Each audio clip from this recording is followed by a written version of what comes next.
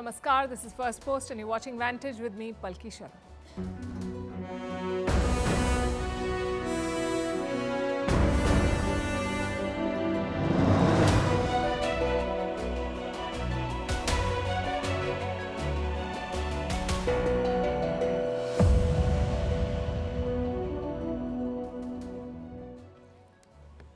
After the Friday fiasco comes the stunning U-turn.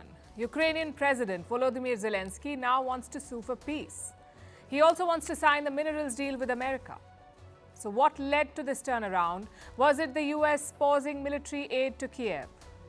And what's the response in Washington and Moscow? We'll tell you all about it. Also about Donald Trump's big speech at the US Congress, the longest in American history and arguably the most dramatic. He's also working on another round of tariffs, and apparently India is on the hit list. Can Delhi's diplomacy avert the blow? How are other countries responding to American tariffs? China says it is ready for all kinds of war. And a report on how the European army compares to the US. Can they really defend themselves in the event of a conflict? What is the Arab plan to rebuild Gaza? Why is an old video of the Saudi Crown Prince going viral where he talks about rooting out religious extremism? Why is Pakistan witnessing more violence during the holy month of Ramadan? Why have OPEC plus countries decided to increase oil output at a time when prices are falling? And what happened in the Serbian parliament? All this and more coming up. The headlines first. Donald Trump suffers a big setback in the US Supreme Court. It rejects his bid to freeze around $2 billion in foreign aid. This is the first significant ruling on a legal challenge to Trump. In a split verdict, the top court upheld a lower court ruling which had asked the Trump administration to pay for aid contracts already completed. In India, officials raid Kannada actor Ranya Rao's residence and seized jewellery and cash worth nearly $500,000. This follows her arrest yesterday at the Bengaluru International Airport. Rao is accused of trying to smuggle more than 14 kgs of gold from Dubai. The UK says no more payments will be made to Rwanda over its abandoned scheme to deport migrants there. London has already paid Kigali more than $300 million. Rwanda says that the money will not be returned and insists that more is owed to it. Amid the US-China tech trade war, Malaysia signs a deal with British chip designer ARM Holdings. The Southeast Asian country wants to bolster its efforts to produce high-end semiconductors. Malaysia is a key player in the vital chip sector.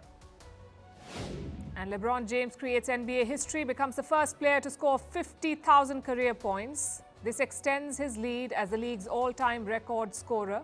James is playing in the 22nd season of his career.